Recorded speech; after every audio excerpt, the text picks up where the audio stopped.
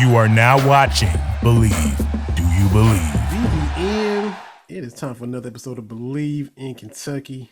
From the Cat's Paws, we got Aaron Gershon, AG in here.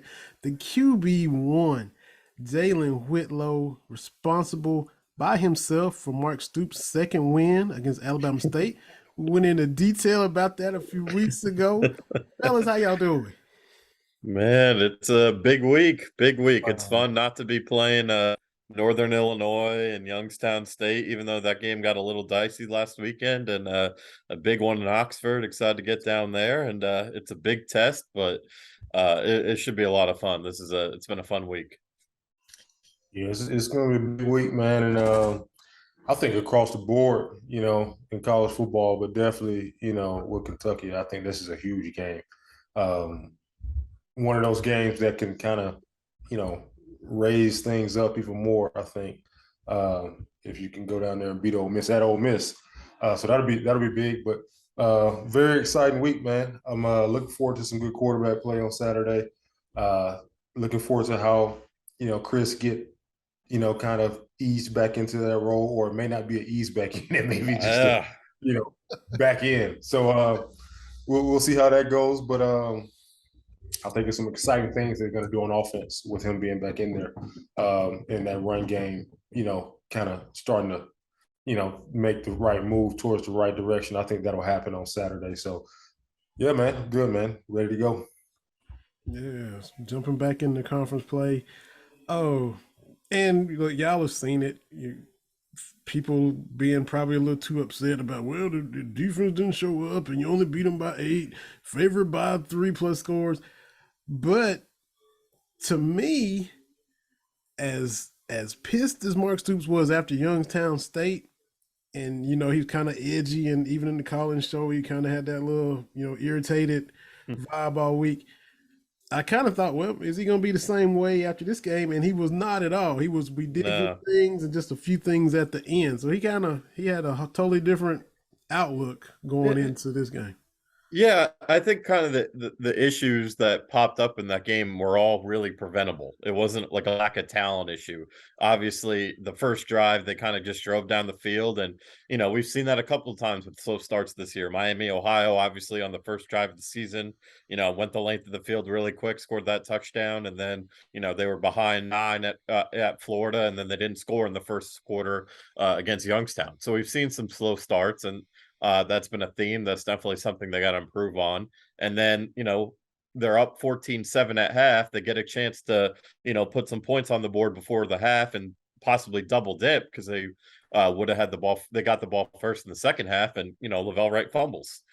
So that's obviously preventable. And then, late in the fourth quarter, that big play that set up the touchdown was the defensive backs ran into each other. So there was miscommunication there.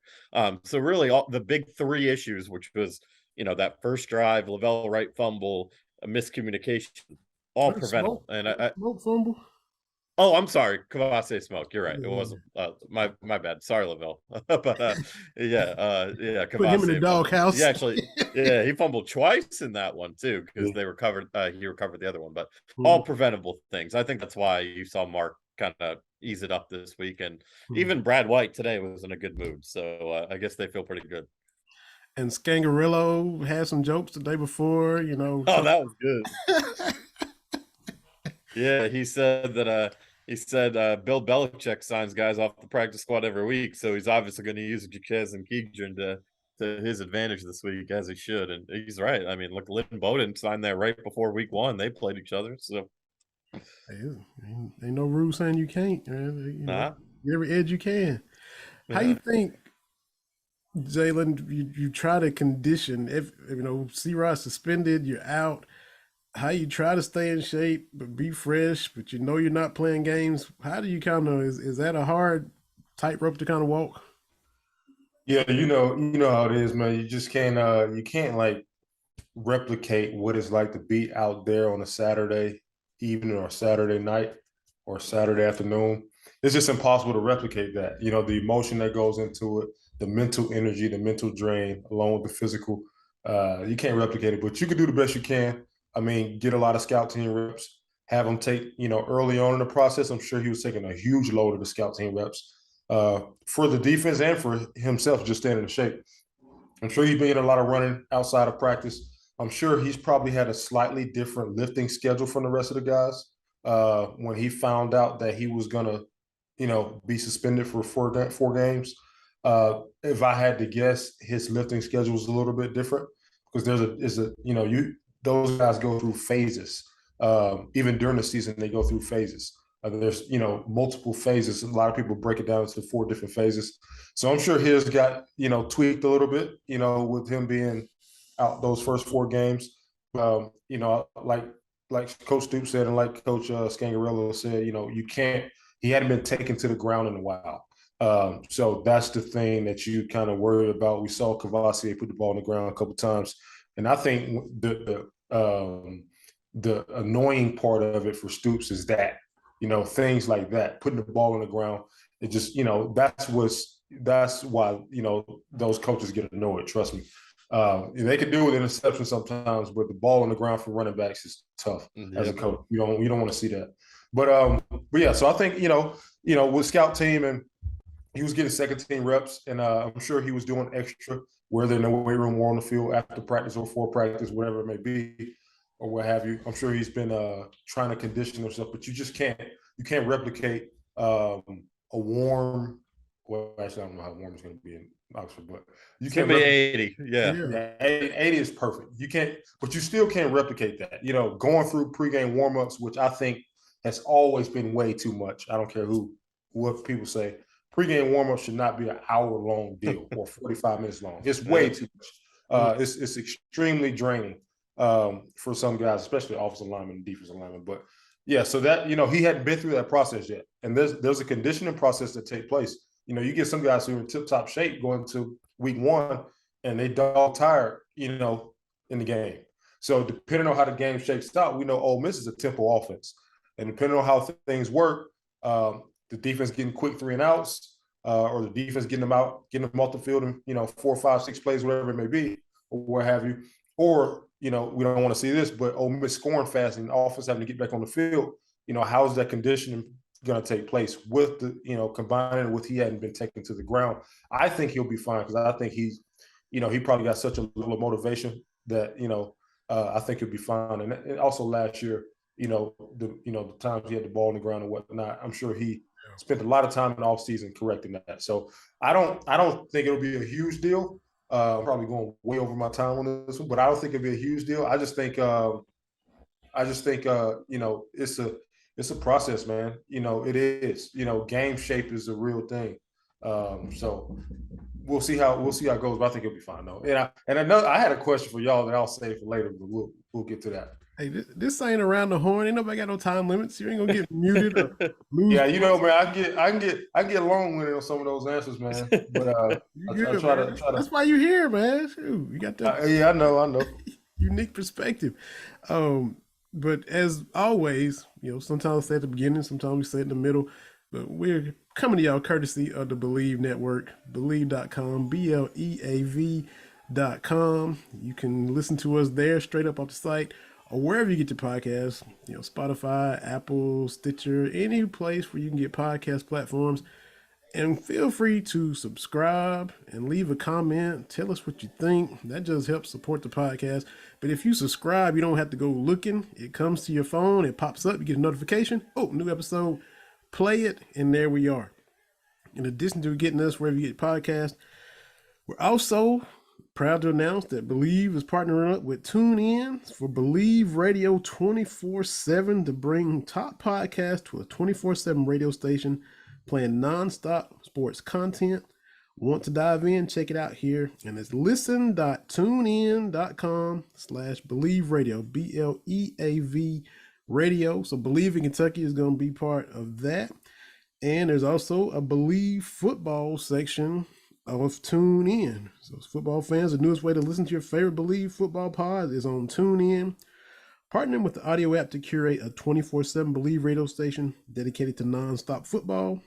Check it out. Listen.tunein, TUNEIN, tunein.com/Bleav, BLEAV football, Bleav football. So a couple more ways to get your eyes and ears on us. You can listen on podcasts, go to TuneIn, you got the app. You can check us out, and the episodes will pop up there just like they do in other places. Also, we've got a guest. I'm going to send him the link here in just a second. We looking to have Brad Logan. He covers Ole Miss for the Bleav and Ole Miss podcast. He's part of the Bleav Network like we are. So I'm going to send him this link, and hopefully he'll pop in here and get a little Rebels perspective with the game popping on Saturday night. So we'll, they're down there looking forward to it in the Grove and all that good stuff. So well, if they show up or not, we'll see. It's sold out. They got the stripe out going, but Lane Kiffin, pretty much like you were saying before the show, Vinny, very similar line to Nick Saban, obviously who he worked under, talking about the fans and how they come out after halftime and it's empty and it feels like a high school game. So no, it'll be a great crowd down there. And obviously Ole Miss will have the advantage. It'll be loud and rocking for the Rebels there, but there are a lot of Kentucky fans making the trip. Like everyone you walk around here in Lexington, I feel like are saying, yep, I'm going to be there. Yep, I'm going to be there. So a large Kentucky contingency coming down.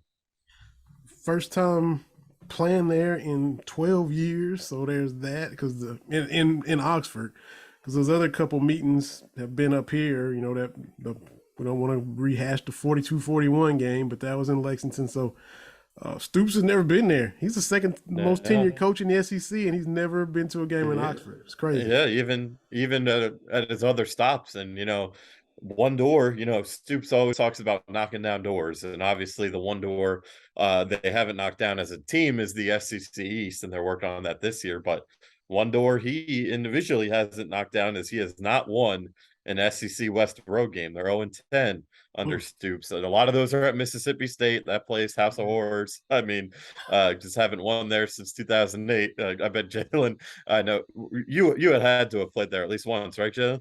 Yeah, man. We played there on a Thursday night, and I don't know what's up with that place. They got some different juju over there, man. I don't know what they do. It's different. It's hard. It's hard to win there. It is. And you even watch Bama, in the past few years go there and struggle some. Yeah, it could be a trap for Georgia this year after they let Kent State hang with them last week. Yeah. It's for some reason, I don't know why, man, but those woods in Mississippi, man, it's a tough place to play. Yeah, but last SEC, the high water mark, 22 points, courtesy of Kent State against Georgia. Yeah, but yeah, going back to Stoops though, 0-10, a bunch of those Mississippi State. You obviously had that really close overtime game at A&M in 2018, Alabama in 2016. So hasn't, and LSU in 2014. So it hasn't quite gone their way. A lot of those games were when the program was still building, and then as Kentucky as a program has not won an SEC West road game since 2009 at Auburn. So this would definitely be a pretty significant door to knock down. Yeah, I was in the building for that one. Oh, is that right? Those guys, yeah, that 21-14, and hey, it's crazy. 13 years old. That streak is a teenager now, so that's unbelievable. Yeah, that is. Yeah, this is a big one though, and I do think it helps that this Kentucky team that has, there's a lot of vets obviously, but you do have a handful of young guys playing pretty significant roles, specifically on the offensive line, that they've already had their first SEC road games. Like they went to Florida, and no offense to Ole Miss, it's not going to be as loud as Florida at 7:00 at night on ESPN after they just had a huge win after the program's been down for a couple of years and their quarterback is being regarded as, the next Heisman. So the crowd is not going to be like what it was at Florida, and they've already had that game under their belt. So I think just the scheduling and then the fact that Ole Miss hasn't played anybody, I think those two combinations are very helpful in this scenario here. Yeah, I think. Go ahead. Hey, Jay, no, you go ahead, bro. Yeah, I think I was thinking about this. I think Kentucky is in a very, very unique place right now. If you think about it, I'm sure y'all have because y'all are into this. But if you think about it, okay, what is it like being a Bama fan right now or a Georgia fan? We've been there before. Kentucky is in a place where a lot of this stuff hadn't happened in a while, or Ever. it hadn't happened in anybody who's alive lifetime. Yeah. You know what I'm saying? A lot of stuff that's kind of happening right now. So I think it's a very fun time to be not even just football, but a Kentucky sports fan, but definitely football. And coming from somebody who played there, it's very, very cool to see kind of the tide turn a little bit, pun intended, with Kentucky football. I mean, it is like I remember, it's not fun going through what we went through. Right. To see things change and see so many, Coach Stoops has knocked down so many doors. I mean, when's the statue coming? I mean, seriously, like that's. Oh yeah. This is a big deal. I think it's easy to go over somebody's head. The average fan is going to go over their head what type of time we're in right now. Yeah, Because it's very interesting. I mean, things are really flipping. Things are really flipping. So I just think, I just wanted to say that, man, because I thought about it as they won that game the other day. I was like, man, the tide has really turned in Kentucky football. Like, are extremely proud of what was becoming. I think what's crazy is, and you want to maintain this by winning this weekend, is I know rankings can be whatever, whatever, but you look at the AP poll right now. It goes Georgia, Alabama, Ohio State, Michigan, Clemson, USC, all these household programs, Kentucky. I mean, that's just crazy to think about. I mean, like you said, Jalen, when you guys were going through some tough times about a decade ago, I mean, it'd be hard to imagine getting to this point. So it is, you got to live in the moment sometimes. And Mark Stoops said Monday when he was asked about, he was actually asked and told those teams in front of him, he said the goal is to stay there. I mean, obviously you don't want to harp too much on being number 7, but it's really important to stay there. It helps with recruiting and obviously helps this current team achieve the goals that they're striving for.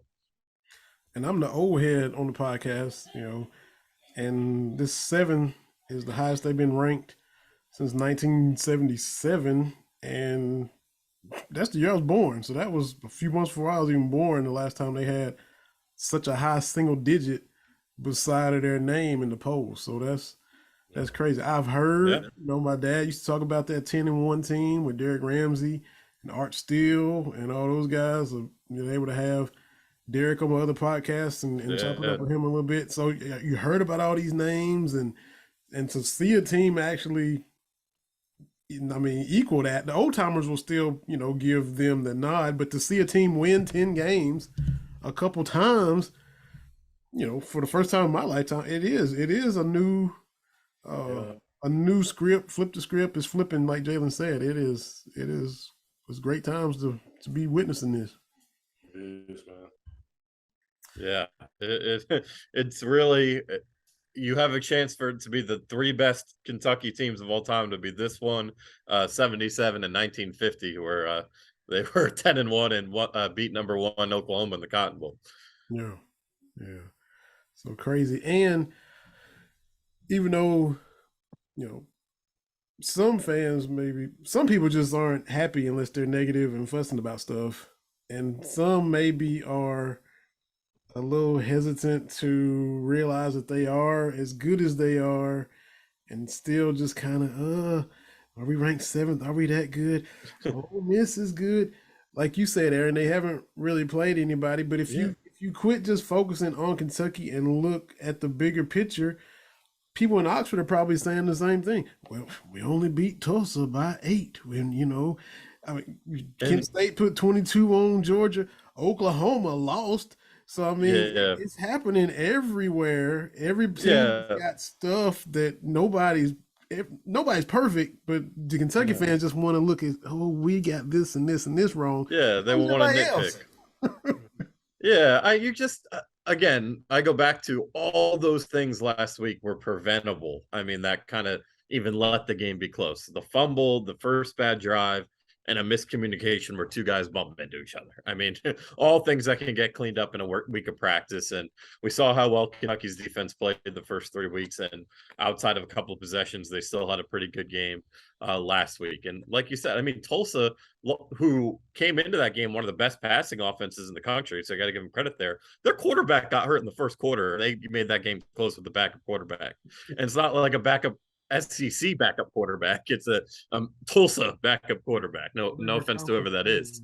Yeah. So and Ole Miss was shut out in the second half, and they suffered a lot of injuries, man. I mean, Zach Evans, their running back, I've heard he's very questionable. And if we get that Ole Miss perspective, we'll definitely have to ask about that. But he's very questionable with a hip pointer that he suffered last week. Hip pointers are tricky.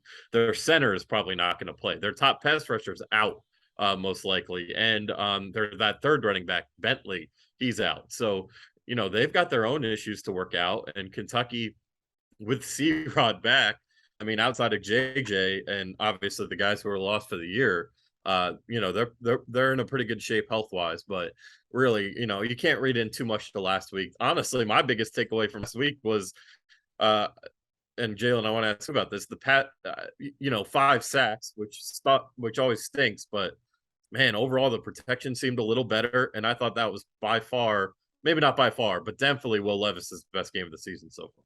Yeah, just to piggyback off what you said about the Tulsa game, I think the best sign for Kentucky was that Ole Miss didn't score in the second half. No, and that was after Evans came out. Yeah, that's a psychological thing that can play into Ole Miss's mindset coming to the Kentucky game, knowing they're going to play a good defense. We didn't even score in the second half against Tulsa. So when I saw that on Saturday, I was like, that's a good sign for Kentucky. But just, answering your question, yeah, and, it was kind of like, man, like when I saw the 5 sacks thing, and I didn't watch the entire game because I was flipping back and forth to a million different games, but I try to watch as much as I can. I always go back and watch Kentucky games after the fact again anyway. But I hated to see that, because like you don't want your quarterback getting hit at all. No, you definitely get a sour taste if your quarterback getting nicked up against the NIU. No disrespect, NIU. I mean, but it is what it is. But I think human nature set in that game. I just really do. I really believe in that. It's really, really, really, really, really tough. It's almost like it's almost like you ate last night, and the person you're fighting is for this, you're fighting a person for food, and this person hadn't had any food in 4 days. He's probably gonna get the food, because he's in a different type of mindset. It's the same thing when some of these smaller programs are playing these SEC schools, man. They are coming. This is their Super Bowl. Yeah. This is their Super Bowl, and you got to get. It was a later game. You got to get Kentucky up, all day. You got to wait to play this later game against the NIU. That's. And there's no excuses, but at the same time, it's human nature, man. And they were looking ahead, right? Let's be honest. 100%. You got 2 guys on the team probably talking about, I can't wait to play Ole Miss. So everybody else is talking about it's human nature. At the end of the day, at the end of the day, these are human beings. So I think that's kind of what happened a little bit. A little lackadaisical performance on defense at times. But at the end of the day, you got to acknowledge the fact that, Levis went through the game 0 interceptions. His completion percentage is looking crazy right now. He's completing the ball. They're getting the ball to their guys. They're distributing the ball efficiently. And to a lot of guys, I was really happy to see Tavion Robinson. We talked about that. I was happy to see Tavion Robinson kind of get off a little bit. That was big. Just to spread the wealth in that room a little bit to a guy who's a veteran. So I think they're going into this game, kind of clicking on all cylinders. You do want to see a lower number in the sack. Yeah. You want to see that. You want to keep your quarterback clean. I think you'll see that when the run game gets better. I really do. Yeah. A couple things on the sacks too. I think, and you might have saw something different when you watched it, but 2 of them I counted were coverage sacks where there was no one open downfield and Will held onto the ball too long. And then I don't know about 2 of the other ones, but one, Kenneth Horsey just got bulldozed. I mean, there's no other way to put it. He got bull rushed, and tip of your cap to the defensive end there. But this could be, you look at Ole Miss's defense, and they've had a really good year so far defensively. Again, they definitely haven't played Will Levis or some of these weapons Kentucky has, but man, they play with a lot of DBs, and now their top pass rusher, Coleman, who leads them in sacks and TFLs, he's out. And that makes me wonder 2 things. One, how aggressive are they going to be blitzing? Are they going to really just instead focus on trying to cover up Tavion, Barry, Dane?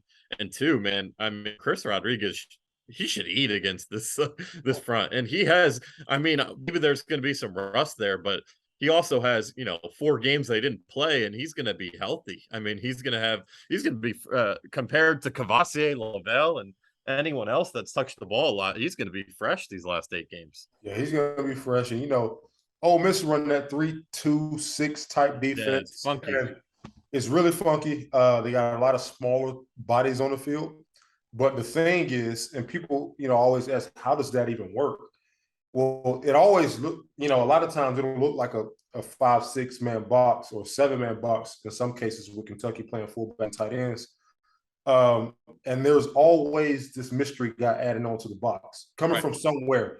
And the thing about it is what makes it tough is, again, you got 6 DBs on the field. So from a quarterback's perspective, you're used to seeing a 4-2-5 defense. You're used to seeing a 4-3 defense, maybe even a 3-4. Sometimes even a 3-3, which is kind of almost what they do sometimes when they get in different packages. But, that 3-2-6, it just looked like more guys on the field. Yeah. It does from a quarterback perspective when it comes to passing the ball. But smaller bodies on the field, I think you'll see a lot of big personnel this game. I really do. I think you may see less receivers on the field this game, at least early on, to get them where you want to get them. So I think that'll be the thing. And you heard Scangarello talk about packages in his meetings. He's always talking about packages.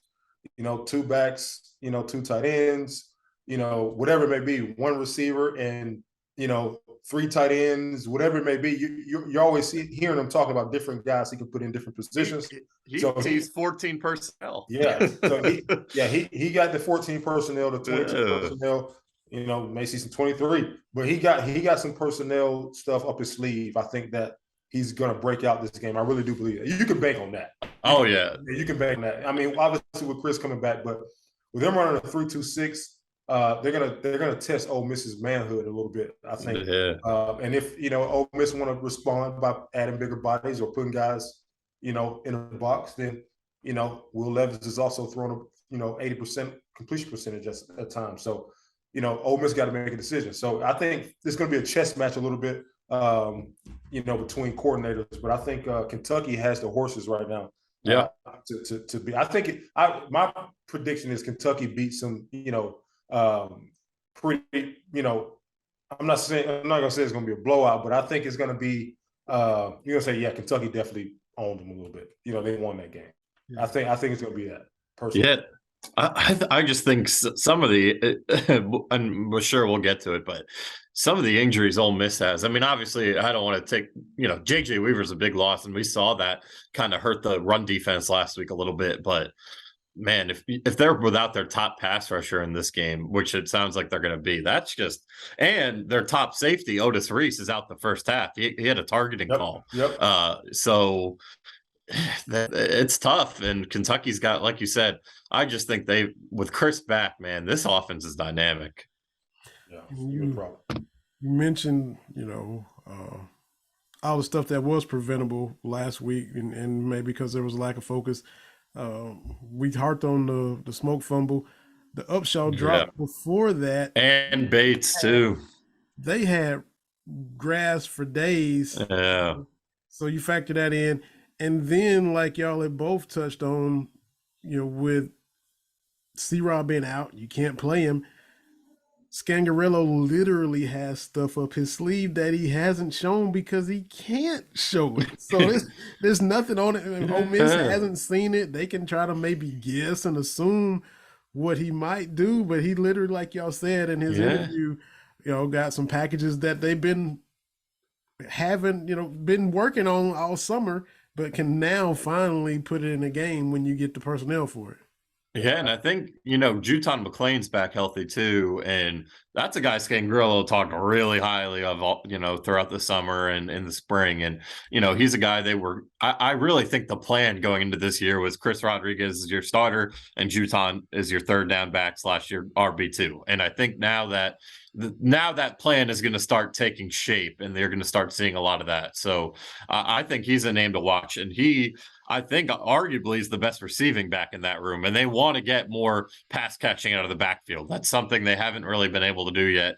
That's not really Cavassier Smoke or Lavelle Wright's strong suit. So yeah, there's a lot of different ways they can go about attacking the offense as long as the offensive line continues to improve and do their part. Yeah, I think, with him having that NFL background, you know how it is. They like to throw the ball to the running backs. So Juton was definitely in the plans before the injuries or whatnot. But again, we're dealing with a guy who's tweeting about Stoops and all that stuff. So trust me, Lane Kiffin, I've been studying his offense for the past 4 years, like deep dives into his stuff. I got stuff that I probably shouldn't have. But believe me, he'll come out and do some stuff too that Kentucky haven't seen. He have yet to show the pop pass game.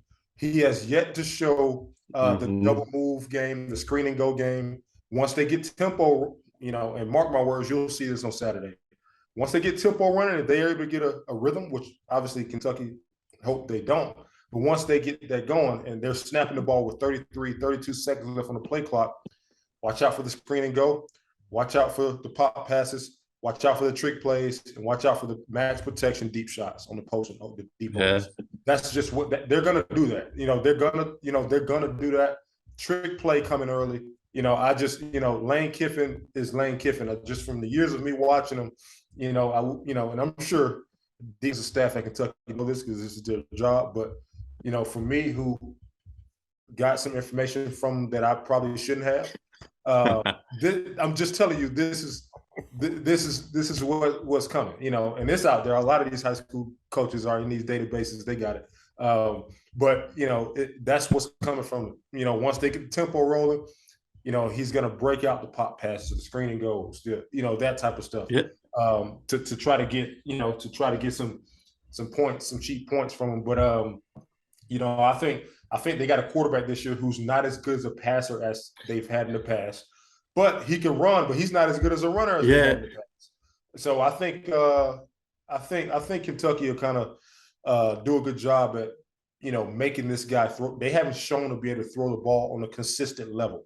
So I think Kentucky do, and they got good DBs at Kentucky, so they'll do a good job of, adding an extra guy in the box, trying to be +1 and maybe playing some man free. And some aggressive coverages to make Jackson Dart beat him with his arm, which I don't think they can do right now. Yeah, so Aaron Judge finally hit 61 while we're doing this. Of course, come on, man. That's what I'm looking. But no, something while you were saying that, Jalen, I'm thinking about Jackson Dart. Obviously, he's in his first year at Ole Miss. He's a sophomore. I wonder. This is one of those games where you could shake a guy's confidence. He's never played an SEC game before. I mean, last year he played against, he threw 2 picks against UCLA in a game they got bulldozed. He threw 2 picks against Wazoo. He threw a pick against Arizona State. He didn't really do much outside of the UCLA game, but they were getting smoked. He threw for 325 yards. So, I mean, if you can pick them off early, or you can at least make them, if you can do, it's going to be hard to replicate what they did against Anthony Richardson. But if you can get in a guy's head like they did with Anthony Richardson as, a quarterback who's still young, only his second year in college, first year in the SEC, man, I mean, I just think this is the game. And we talked about this earlier. you got to get it. You got to get out to a fast start on both sides of the ball, because you could screw with their quarterback's confidence, and you can give your offense confidence that they can go down the field and score every time. So, I think even with the trickery they're going to roll out, they're going to do a lot of different things. It just feels like, Kentucky's defense will be one early mistake away from kind of just taking control of this thing. Yeah, and I'm real quick, I'm just not I think the Jackson Dart has talent now, don't get me wrong, but I'm not a believer in him yet. He will have to show me something that I haven't seen, and I don't think it will come this week. I just don't think. I think it's a bad matchup for Ole Miss. I think Kentucky is a good matchup for him. I really do believe that. As long as you can, suppress the tempo early and don't allow them to get the rhythm going, I think that's why you may see some, jokes and whatnot from the coaches. I think they got a kind of a quiet confidence going with this. And obviously it's going to be a good game. It's going to be a tough game. Ole Miss got talent, but I do think Kentucky know that they have some things up their sleeve that they may have the upper hand on. You heard it here first from Jalen Whitlow. We're not going to be seeing many darts from Dart on Saturday. Yeah, I don't think so either, especially if he throws a pick early. Yeah, and you already broke in with the Aaron Judge news. You with the being a Yankee fan to the core. Me being the old head on the podcast too, and just saw that the rapper Coolio has passed away at age 59. So 90s rap icon. Yeah. Y'all young fellas, but y'all know him too. But rest in peace to Coolio. Hate to hear that. Yeah. But yeah, not trying to bring the podcast down, but that's just some couple of little events that popped off while we recording. You mentioned, Jalen, that Kentucky's defense can be in position to kind of grab control of the game and kind of choke them out. They haven't seen a defense of Kentucky's caliber. And you add in the fact that it's the Jaquez Jones and Keydron Smith return game. They're coming back to Oxford. Yeah. And, they don't know every single thing that they're doing this year, but they're familiar. They got a little some intel and they know how stuff works. So, that plays in too. And they're going to be motivated to show out and get a W back in the Grove. Yeah, those guys were both on the podium today, and you brought up Rich Scangrilla's comment about the, using the guys to be stupid not to talk to them, and Will Levis and those two guys actually met overnight, I guess, Sunday in the tight ends room break of all places. He laid it out specifically that they were doing some film study together, and yeah, basically, obviously things have changed in the fact that when they were there, they had Matt Corral and all these future NFL wide receivers and Elijah Moore, all these guys. And so they're more used to the air, not air raid, but throwing the ball a lot more. So, but one thing, man, those two guys both said today is the tempo is real. The tempo is real. And Jaquez compared it to what we saw with Tennessee last year. And we know that didn't go so well, stopping that tempo, but maybe they'll have learned from it. But yeah, I don't know. It's such a different team, and Ole Miss, it's all these transfers. I mean, 19 transfers on this team. So it's a lot of different personnel, but I don't think it can hurt just having two guys that have, really heard Lane Kiffin call some shots and have worked against his defenses. Or his offenses rather. So it's definitely something that can't hurt, but I think you got to obviously, Brad White said today that, it's good to have those guys. They've stressed the tempo, but the tape is the tape. We got to focus on the tape from this year. Mm-hmm. Yeah, I'm sure they had, Keydron and Jaquez probably in the room like first 48 asking them questions. But I think the valuable information you get from the tape this year is going to, like you said, it's going to supersede. At the end of the day, those guys were there last year, and Jaquez was there a while ago. So you got to take it with a grain of salt, and Lane Kiffin knows that those guys are over here.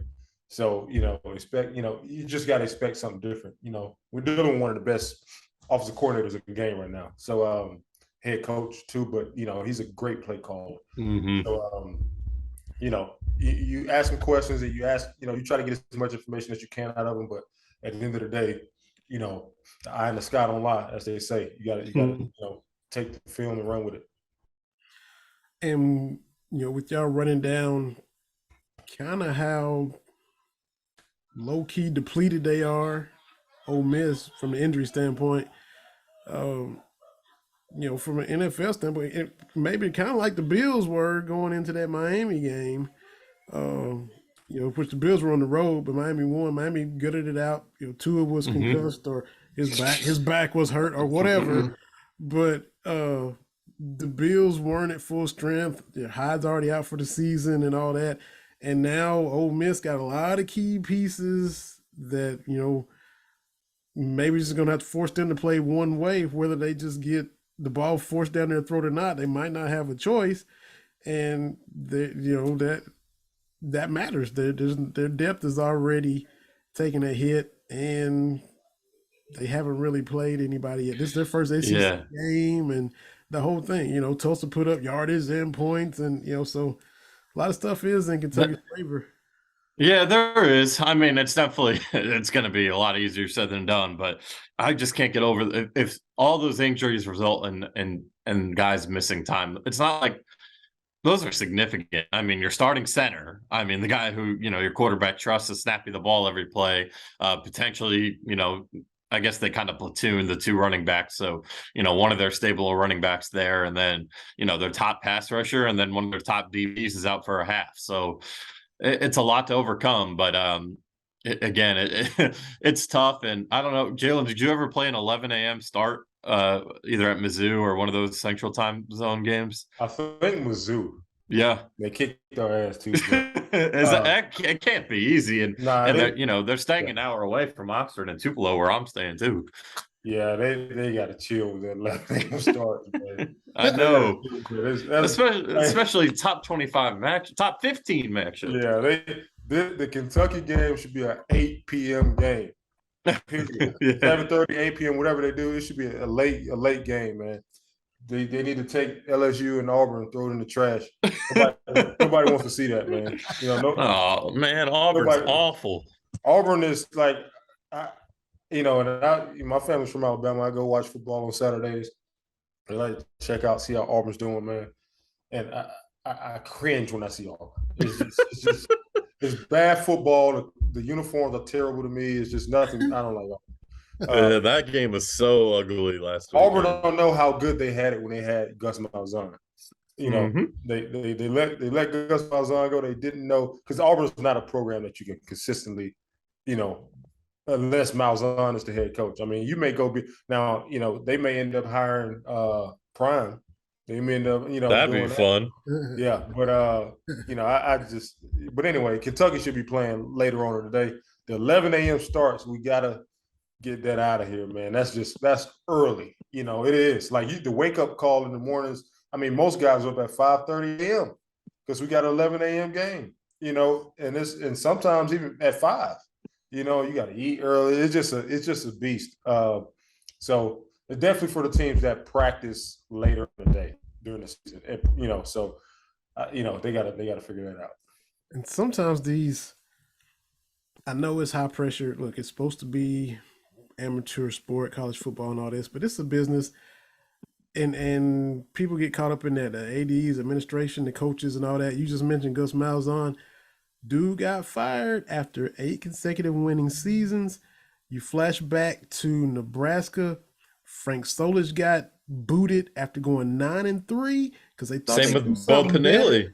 And they've still been trying to find what they had with Solich. Yeah, Solich wasn't Tom Osborne and winning championships, but he also wasn't Scott Frost and tripping all over yourself either. So, I mean, be careful what you wish for, a lot of these administrations and stuff.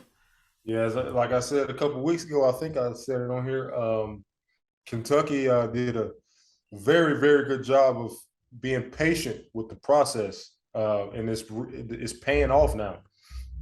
I could only imagine, like you said, this is a business. At the end of the day, yes, it's amateur athletics and all of that, but at the end of the day, there are people here for the bottom line. I can only imagine what those numbers look like from 2012, 2013 to now.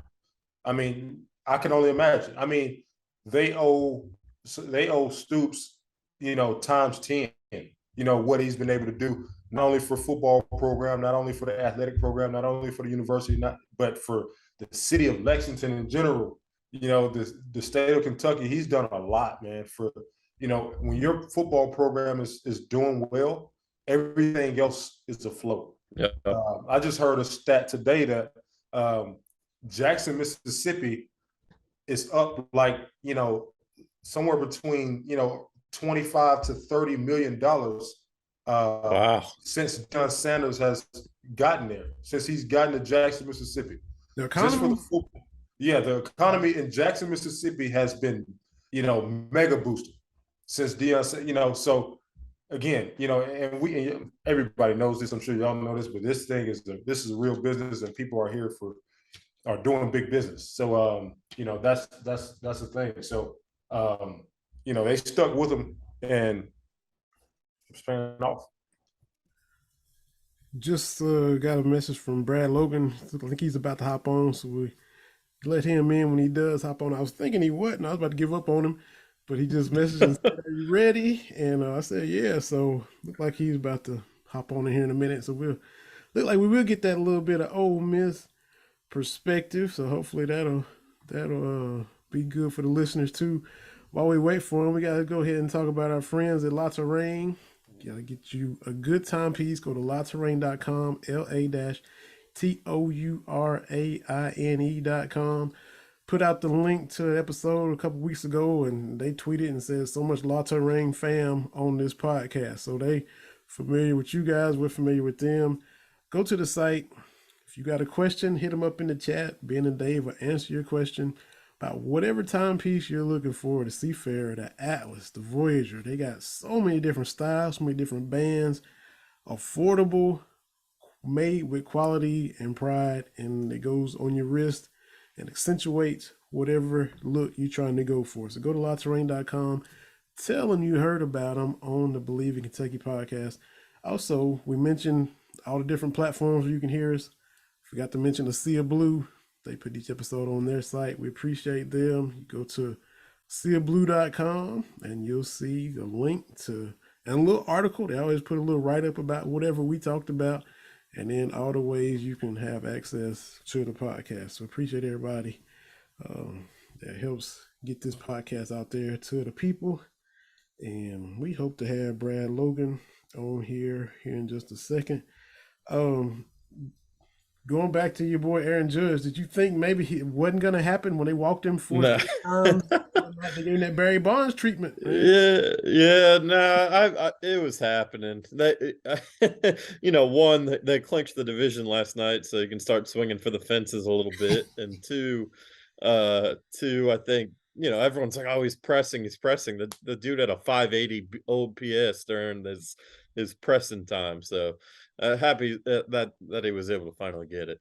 Absolutely. And with that, we'll bring our guest in here. He is a contributor to Inside the Rebels on 24/7 Sports. Got his own network, just like Eddie Murphy. When I say he got his own money, he got his own money. Logan Media Network, Bleav in Ole Miss podcast, part of the Bleav Network, just like we are, and WJTV Sports. Talking about Brad Logan. Brad, man, welcome to the podcast. How you doing, sir? What's up, man? How's everybody doing tonight? Hey, can't complain. Can't complain. Appreciate you taking the time out of your evening to hop on with us. Man, I'm glad to. So what's everything like on your end, man? Got the Cats coming to town to play the Rebels Saturday. What's Oxford like? What's the vibe like? What's the feeling like? Well, I mean, I know you've seen the interviews with Lane Kiffin, and he's kind of been on the crowd, and Ole Miss has not been filling up the stadium. So we did learn earlier this week that it will be a complete South.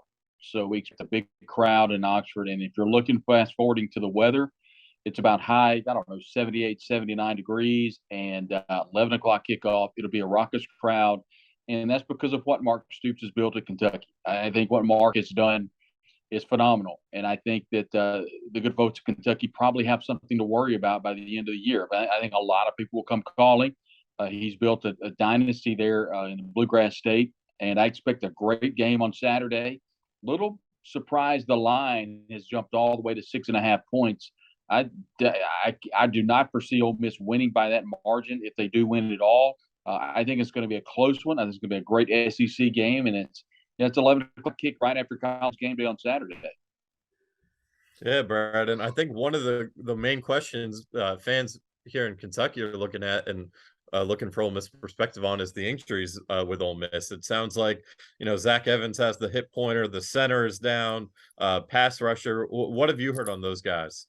Yeah, Caleb Warren is right now he's just unavailable, and we don't know if he'll go. Ole Miss has had a couple of problems snapping the football, and so if that happens, look for Eli Acker, the right guard, to slide down and play center. Probably you're looking at the freshman Jalen. Let's see, where am I at here? Yeah, Jalen Williams, the left tackle, will stay where he is. He may go to right tackle, and they may bring Mason Brooks in to play left tackle. So you'll have Jeremy James, of course, at one of the tackles, and then you'll have Nick Brooker, one of the guards. So that's how the offensive line is going to shake up. You pointed it out, the starting running back, Zach Evans, who's actually sharing the starting role Yep. with freshman Quinshon Judkins. Both those players have been really good for Ole Miss running the football. They're one of the best duos in the country right now. And but you're right, Zach Evans is questionable. The last I heard is he probably would go. I heard that you talked about the center Caleb Warren. I've heard that he may not go. So if that's the case, that Ole Miss will be in much better shape. Kari Coleman is the linebacker you were referring to. Yep. He's dealing with a lower body injury. He is going to go, from what I understand. So you can expect to see Austin Keys there at that linebacker position, along with Asante Sistrunk. Now, one of the best tacklers on the team, Troy Brown, was disqualified against Tulsa for targeting. And so he will not go in the first half. So he will be a second half contributor. So that means Austin Keys, and then, like I said, Asante Sistrunk will probably slide in and play that linebacker role. Another injury across that defensive front, J.J. Pegues, one of the better defensive tackles on this team. This defensive team is going to be rotating between 10 or 11 defensive players across that defensive line.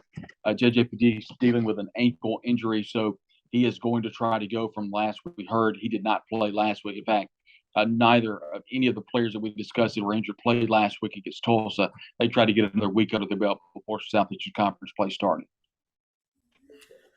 Here in Kentucky, a lot of fans are, I want to say, pissed, a little perplexed, or a little, confused by the way Kentucky has been over the past few years. The big blue wall opening the holes for C-Rod and the running backs, and just the ground game that they've had. And that hasn't been the case as much this year, with 3 linemen going to the NFL, Chris Rodriguez being suspended up until this coming Saturday. And they've been getting it done through the air more so, and to the point where Stoops even said, well, y'all appreciate, we're looking for that run game 5 years ago. Y'all didn't appreciate it. Now you appreciate it, now that we're not been able to do it. Ole Miss is kind of the flip of that, where, Corral was throwing it around a lot last year, and now you guys got this dynamic ground game. Are the fans kind of taking a minute to get on board? Like, whoa, we got to, have to adjust to changes year by year about how the offense kind of attacks opposing defenses? Yeah, man, I think Ole Miss just wants to win. However they can do that. Quarterback right now with Jackson Dart, the transfer out of USC. He's come in, and I'll be honest, he hasn't looked great throwing the football. Each week he's gotten a little bit better, but I just don't think he's 100% comfortable sitting in the pocket throwing it around. We saw him run a lot last week against Tulsa, a little bit more than he ran against Georgia Tech. He's got to learn to get out of bounds instead of trying to run over the defensive backs. And that's one thing that Ole Miss fans kind of hold their breath whenever Jackson Dart gets a big head of steam. But I think the good news for Ole Miss is already solidifying that running game with Quinshon Judkins, the talented freshman out of the state of Alabama, has done a really good job early on. Not only running hard, but to find the hole. Get behind those offensive linemen, hitting the correct hole. That's one thing that Ole Miss struggled with last year, is they had opened up some good holes for the running backs trying to dance around and just wouldn't get up in there and go. And that's one thing that Quinshon Judkins does very, very well. He does a great job of of getting behind his blockers and taking advantage of the holes that he has. The problem, I think, for Ole Miss defensively is you've got Will Levis coming in, the quarterback for Kentucky. Is very, very highly touted for every good reason you can imagine. He'll play in the NFL, I think, one day. He's a great quarterback. The problem is Davis Brin was quarterback out of Tulsa that averaged over 400 yards a game passing the football. And in fact, the first drive drove it down Ole Miss's throat through the air, got hurt, midway through the first quarter, and just wasn't able to do a whole lot after that. So they brought their backup quarterback in who did a good job kind of running, and I think will be a good quarterback for Tulsa, but he wasn't as good as Davis Brin, and of course Ole Miss came out on top. The problem, I think, Ole Miss defensively is they did not stop Davis Brin at all. And I think what we're going to see on Saturday is going to be Will Levis is going to be much better, I think, in my opinion, than Davis Brin. How does Ole Miss combat that? I think they're going to force Kentucky to throw the football, vice versa. Kentucky's got C-Rod coming back in, obviously off that was able to play the last couple of games, and so suspension is what I'm trying to say. So they've got him coming back, and I think it's a two-headed monster. The questions I've kind of looked at after watching the Kentucky tape is what receiver is going to step up for the Wildcats. I haven't seen anybody that's kind of jumped off the page. Contrary to that, you look at Ole Miss, and I don't see a receiver with the exception of Jonathan Mingo and maybe a Malik Heath, a transfer from Mississippi State, that really jumps out on the page for me. These teams are eerie similar, and I think more than anything is their styles are a little different, but talent-wise, I think they're very similar, and I'm excited to see. I think it's going to be a great game. I really do. I think it's going to be one of the better games of the conference slate in the noon window. Go ahead, Aaron. Yeah. I think it definitely is an interesting matchup, but you mentioned Ole Miss wanting Kentucky to throw the ball. Is that a testament that, and you said they had some struggles with the pass, is that a testament to the secondary and their ability, or do you think they might? I mean, Kentucky does have obviously Tavion Robinson's third in the SEC in receiving. Dane Key and Barryon Brown have both been really good at receiver, and then they have a bunch of tight ends who could play. Is that a testament to the confidence of the Ole Miss secondary, or not wanting to let Chris Rodriguez be the one to beat you? A little bit of both. I think more than anything is they're going to put 8-9 in the box and force Kentucky to throw it. I don't think they're going to do their best to not let Rodriguez beat them on the ground. They're going to force these receivers for Kentucky to step up and make plays because the Ole Miss secondary is really good. A.J. Finley is a senior leading this team. He's done a great job leading the team in tackles. You've got a number of players in the back half of the secondary. Otis Reese, a transfer out of Georgia. Tyson Johnson, Ladarius Tennyson. I think more than anything, Miles Battle. Coming out the cornerback, along with Davison Igbenogson, the talented freshman out of the state of New Jersey. It is really talented. On the flip side, they're not as talented at linebacker. So I think more than anything, they're going to do their best to put a lot of pressure on Levis, make him go to the air, stop the running game, and kind of put it on this secondary. That's what I think Ole Miss is going to do defensively. I think Chris Partridge, who took over from DJ Durkin, who took the job at Texas A&M, Partridge is going to bring pressure. We've seen him do it all year long, and I think he's holding out. Just like I think Ole Miss, for the lack of a better word, Lane Kiffin along with Charlie Weiss Jr.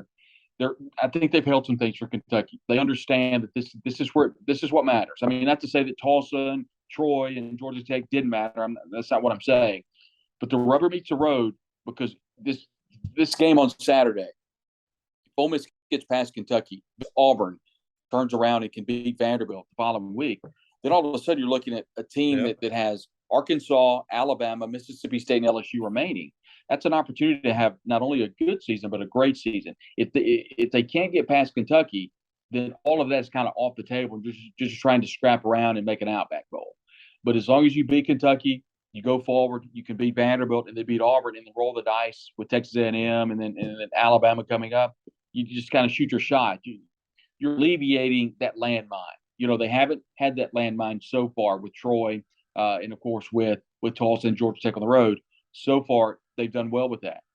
But this is a game that you have to win. Just like, Ole Miss is in a position. They've won 10 games. They're 15-3 after their last 18 games. I mean, the numbers are in their favor, along with Kentucky. Mark has done a great job at Kentucky. But if Ole Miss is hosting Kentucky at home, that's a game they need to win. In Kentucky, we're saying the same thing. Right. That's Ole Miss. Then you got South Carolina and Mississippi State, and hope you go to Knoxville undefeated, 15-3 in the last 18. Like, so the similarities are eerie, like you said. Jalen, man, if I'm cutting you off, get in here if you got a question for Brad too. I was just soaking it all up. Man, it's a lot of information, but one of the things I think with the matchup this weekend, I think one thing is going to be interesting is, like Brad said, if they do want to, stack the box and make, I would think, just from watching the games, in my perspective, Will Levis looks extremely comfortable right now. Yeah. And they seem to have five guys at receiver that are like not even tight end, just the receivers that seem to be pretty reliable. Three of them are super explosive right now, and I think it'll be interesting to see how Ole Miss kind of play defense because they know Chris is coming back, but they also know there's a first-round draft pick behind center, and maybe some future draft picks at receiver catching the ball. So it's kind of it's one of those things where, in every SEC team get this for the most part, unless you're like maybe a Vanderbilt or something, but everybody else, no disrespect, Auburn, no disrespect, but you're going to get every week, you're playing a great quarterback and great players. And it's like, anybody can kind of beat anybody for the most part. So you got to approach it that way. So I'm just interested to see how Ole Miss approach the game from a defensive perspective. Yeah, and here's the thing. I've said all along, Will Levis may single-handedly beat Ole Miss. If he does, I'll tip my hat. That very well could happen. But I do know that Ole Miss is going to do their best to not allow him to sit back in the pocket and just throw it at will. Now, I'm not saying that he's not going to have that opportunity. He very well could. That offensive front for Kentucky could, put a wall around that Ole Miss's defensive front, and they may have their way with Ole Miss. That very well could be happening. But I'm just saying, Ole Miss is going to do their best and not allow Will Levis to sit back and pick them apart. I do know that. Yeah. And the other thing that kind of a two-parter, what kind of, with Ole Miss fans, what's kind of the mindset with Kentucky? Because when I was, talking to Florida people a couple of weeks ago, getting ready for that one, they're still they're not worried about Kentucky. They're only worried about Kentucky when it's hoop season. They're not worried about the football team. What's kind of Ole Miss fan base thoughts on Kentucky, and then just your experiences with a couple of the guys coming back, and Jaquez Jones and Keidron Smith, who are both pretty amped up for this one. I can imagine those are great young men, by the way. Yeah, I wish them nothing but the best. But look, 2 years ago, if Kentucky hadn't botched an extra point, they would have beat Ole Miss in Lexington. So, I don't think Ole Miss fans have a lot of room to talk in regards to their disdain for Kentucky or the Bluegrass State. Look, up until the last 5 years, it was always Kentucky started the year 7-0 and finished 7-5.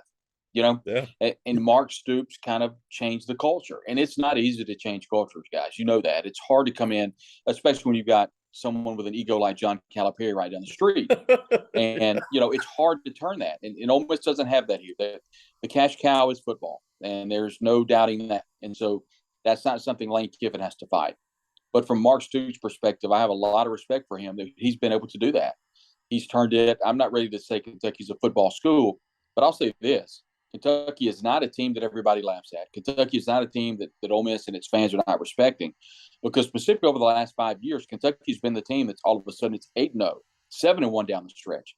I don't know what the records are against Tennessee and South Carolina, but that's been the nemesis over the last 20 years. It's been hard for them to consecutively or consistently beat Carolina and beat Tennessee in the latter part of the year. So far, that's changed. Now, I think this year's game is going to be I think Tennessee's got a good team. I think Hendon Hooker maybe knocking on the door of Bryce Young as one of the best quarterbacks in the conference. I have no doubt about that. So that's a fun one, and I'm excited to see it.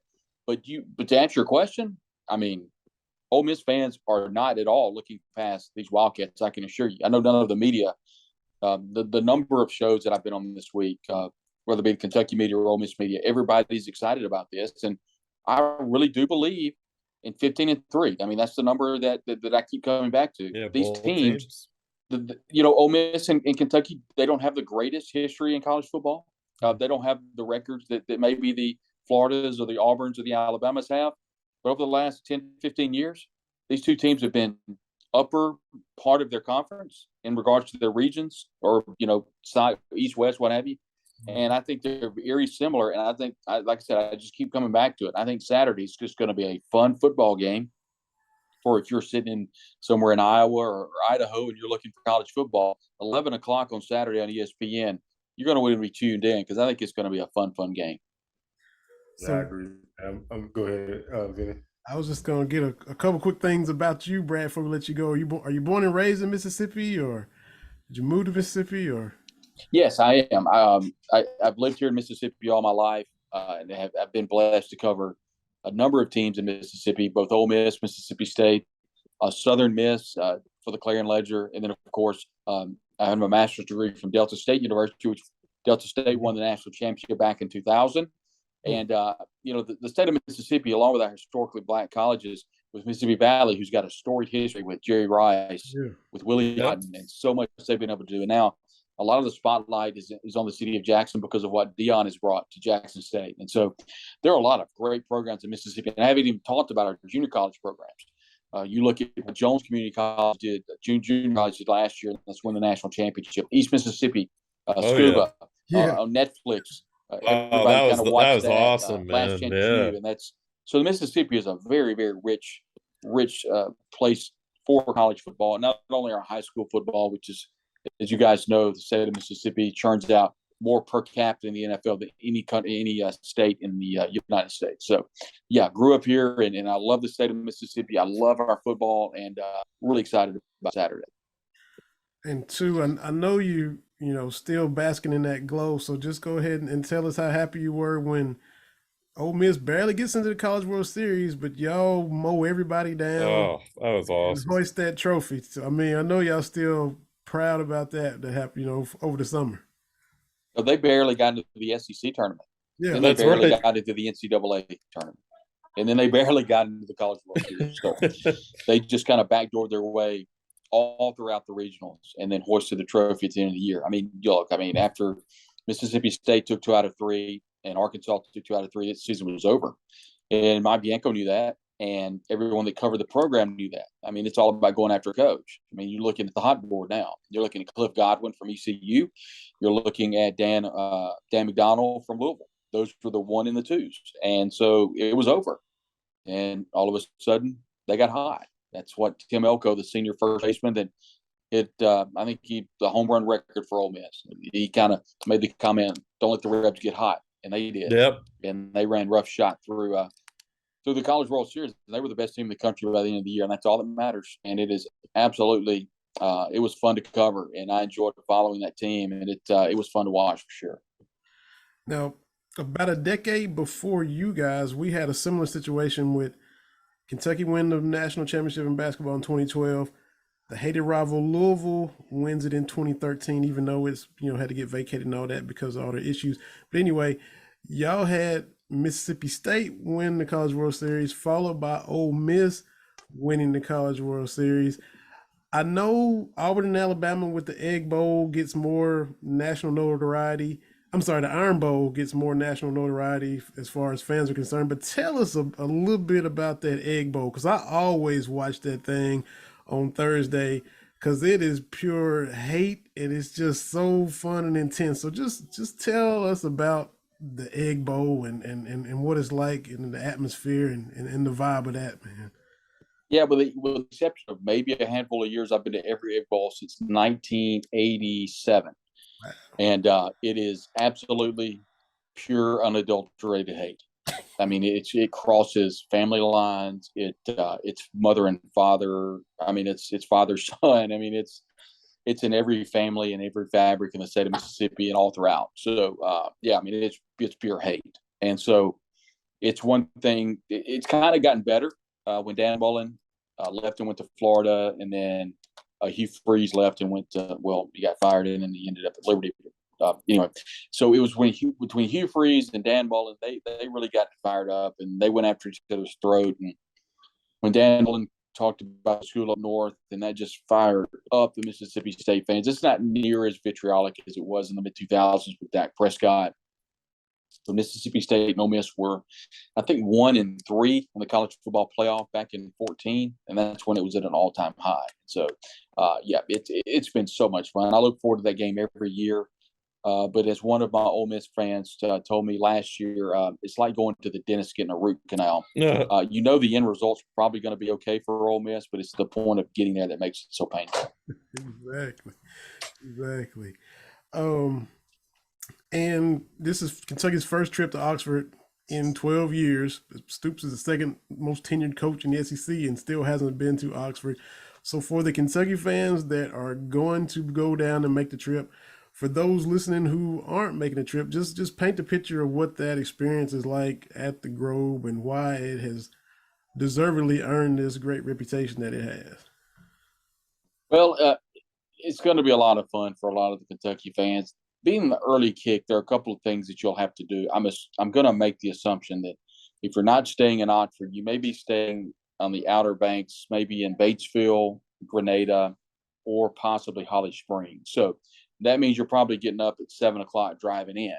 If that's the case, there's not going to be a lot to do before the game. It's going to be all you can do to get to the stadium and get in before kickoff because it's going to be absolutely jam-packed. But after the game, I encourage all of the Kentucky fans to go to the Grove. The Grove is not a terrible walk to the square. So what you would do is just go hang out in the Grove after the game. It's going to stay open until 6:30. So if you want to hang out there all the way to 6:30, I'll encourage everybody just go find a tailgate and say hello. Tell them where you're from. They'll open up the tailgate to you. You can watch TV. The Mississippi State A&M will start at 3, so you'll be able to watch some games there and enjoy the Grove. You can walk there to the square. That's where you'll have all types of different restaurants, all types of different bars where you can eat. A lot of the bars have rooftops on them, so you can go hang out there at the rooftop and, just really enjoy yourself. So that's definitely what I would do to enjoy the city of Oxford. And the good news is there are plenty of places to park. I encourage you to go to OleMissGameDay.com. They'll show you the what we call the Northwest Community College lot. You can pay I think if it's anything, it's like $5 or whatever, and they'll shuttle you to the stadium. There's no way to park on campus, so you'll just need to go to OleMissGameDay.com and find out where you need to go in regards to parking. Go ahead and park. Get a shuttle to the Grove. The Grove is such a short walk to the stadium. It's a straight shot, and you'll have an incredible time. I know Mark is looking to get his first win over an SEC Western Division team. That's right. That's something that he has not been able to get. Very well could get that on Saturday. And tell us, we know you're part of the Bleav Network like us. You do Bleav in Ole Miss, so tell us when you record. We've seen all the great guests you've been having on. When do you record? And tell everybody also about all the other outlets you work for and where people can access your content. Yeah, try to go a couple times a week, whether it be on Tuesday to be available to the public on Tuesday morning and Thursday morning. What I like to do is get the highlights from our friends at Learfield Audio. And, my show is more of a meat and potatoes type deal, not a lot of opinion. We like to give folks numbers, rushes, sacks, and scoring highlights from Voice of the Rebels, David Kellum, and that sort of thing. So with Tuesday and then Thursday, I like to have a guest of the opposition. This week we're having Buzz Baker, who was a part of that Jefferson Pilot crew from all those years. And of course, Buzz works there in Lexington at a television station. So we're excited that will be airing either on Thursday or on Friday. So we're excited about that interview. But I do a ton of work with CBS and Inside the Rebels at 24/7 Sports Affiliate, and also our CBS friends at WJTV in Jackson and WREG in Memphis. We have a pregame show that we air live on location from Vaughton Way Stadium for each home game. So, stay busy, but boy, I love it. I love college football just like you guys do, and I appreciate you having me on tonight. Absolutely. Buzz is a legend. Had him on a few weeks ago. And Brad, man, we appreciate all of your knowledge. It's at Bleav in Ole Miss and at Brad Logan, COTE, man. Thank you for taking time out of your schedule and all the other shows you've been on, but you took a little time to hop on here with us, man. We appreciate it, Brad. Anytime. Thank you. It's Brad Logan, Bleav in Ole Miss, hopping on here to give us that Rebel perspective, fellas. Glad he was able to get on here with us. Yeah, glad we were able to catch up with him, and it should definitely be a really good game. But the more we talk about it, man, I like Kentucky in a lot of different phases of the game, especially if they could rattle this quarterback early. Yeah, I like the matchup. I kind of stand by what I said, man. I just don't, I don't see how Ole Miss could, especially with the guys being out. That's a lot to replace. Yeah. It's and I'm sure they're going to fight, and it's going to be a good game. But I think Kentucky has to. They just got to go out there and just play the game, execute. But I don't agree with him with the Mark Stoops thing. I don't think Mark Stoops is going anywhere as far as coaching jobs. I mean, if you really think about it, where's he going to go? And why would he? It's no. Why would you leave the SEC, which is already one of the hardest 14 jobs to get? And unless it's, I agree with you. The only jobs I could really see right now, like it'd have to be Iowa because it's his alma mater, and maybe even with the mess they are, maybe not even them. And then like Ohio State, Alabama, the kings of the sport. I just don't think, especially with the recruiting. I know on paper this class isn't great, but they're going to hit that transfer portal, man. They're going to get a big time quarterback like they did with Will, and there's too much good. Yeah, I think that I would be extremely shocked to see it. I mean, I think Iowa is hard to get good recruits there. You got to go to the fields. It's just tough. The only reason I say that is because of how highly he's talked about them. And, he's an alma mater. That's his team outside of Kentucky, no doubt. I think what he's built right now is so good that, I mean, this guy's about to have a statue somewhere around, that stadium soon. I just don't see why you would leave. I mean, you would be, you win an SEC championship at Kentucky. I mean, they may rename. It might be Mark Stoops Field. I mean, Mark Stoops University. I mean, they're gonna rename that thing. I mean, I really believe that. I mean, and they can do it. They're loaded.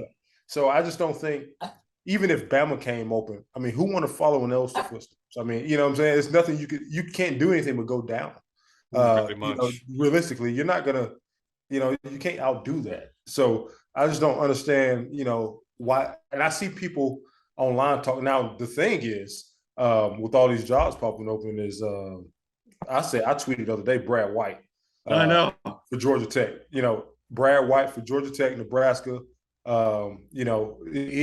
It's a matter of time, and fans are like, oh, don't say that. I mean, whatever, dog. Like it's a matter of time for, good coaches become head coaches. So that may happen, but I think they got such a good thing going right now, man. You don't want to. I think Stoops is right at home. Yeah, and he's built it. Why you don't want to just leave right in the middle? This is his baby, man. You got it from the hard times when you was there, Jalen, to where you built it into something where you can look back and say, "Wow, look what we've built." And to me, it'd be hard to leave that kind of right when you can be proud of all the building that you've done. Yeah, and I started thinking about, he got a son in high school there. It's I just don't. I don't see that. I mean, he's 55 years old. I just don't see him wanting to go to another place and kind of start over. Yeah. It could happen, but I don't see it. I just don't see the value in leaving there. I mean, he has anything. I mean, if he wanted to, he could do anything there. I mean, the connections you made with the people, boosters and everybody, in that state, I just don't see it happening. I mean, constantly beating up on Louisville. Now the only team to beat up on is really Tennessee. I mean, going to, Tennessee and Georgia, that's it. Yeah, I mean, Tennessee and Georgia. And, the Georgia thing is always going to be tough because Georgia's always going to have great teams. But, it's just chipping away at what they've already chipped away at. You really only have, I know anybody can beat anybody on any given day, but, you can make the argument right now that Kentucky, out of the last, however many years, 4 years or whatever, Kentucky is the third best program in the SEC. You can kind of start to make that argument, and I say this, and people may find this offensive. I don't care. I'm just going to say it. If Kentucky win 10 games this year, Kentucky is a football school. It's always about what have you done for me lately. Done for me lately. That's just the truth. Yeah. What have you done for me lately? That's what people care about. Like, what they don't see 20 years ago no more. They Dude, see what have you done for the past 2 years? Yeah, You know, and it goes both ways too, right? If John Calipari wins the national championship this year, no one's going to remember they lost to St. Peter's. No one's going to care about that ever again. If they win a national championship this year, you know, basketball school. Yep. They don't win this year, they do what they did last year or do what they did the year before that. And Kentucky wins 10 games, go to a New Year's Six bowl or whatever, or make the playoffs or whatever, win SEC championship, football school. That's just how it goes, and that's just how people see it. You know, Yeah. y'all know the truth. Mark Stoops is more popular than John Calipari right now. 100%. If you had said that 10 years ago, someone might have called you insane and put you in the hospital. See, when I was walking those streets, man, and the guys who came in with me, you know, we came in right after the national championship, right after Kentucky basketball won it all, right after Anthony Davis and all those guys. So, I mean, you couldn't say anything about the basketball program at that point. Right. It was just, I mean, football, we were just like a fly on the wall. You know, now, you know, things have changed. Things have changed, man. So again, they can change that narrative if they do what they can do this year. So we'll see. Absolutely. Man, fellas, we covered a lot of stuff, got it all in, got the recap for Northern Illinois, previewed Ole Miss. Brad Logan hopped on and gave us some Ole Miss perspective. Appreciate y'all coming in every week. Aaron Gershon, check him out at the Cat's Paws. Always putting out great content there. Check out his stories and articles he's writing. Gonna be down there in Oxford, so covering the game. So follow him on Twitter. He always has the thread going. Covering the game, giving you the play-by-play and what's happening. Appreciate Jalen Whitlow, the QB, your perspective, man, your insights. Just appreciate y'all hopping on, doing what you do, and thanks to Brad Logan as well. So appreciate it, fellas. We'll get this one out to the people. Y'all subscribe, rate, review, leave a comment, and we look forward to doing this again next week, fellas. Appreciate y'all, man. Anytime, man. Anytime. For AG and Jay Witt, this is Vinny Hardy for another episode of Bleav in Kentucky. Hope y'all enjoy it. We'll see y'all next week. Hopefully talking about 5-0 and a dub over Ole Miss. Y'all take care, and we'll holler at y'all later.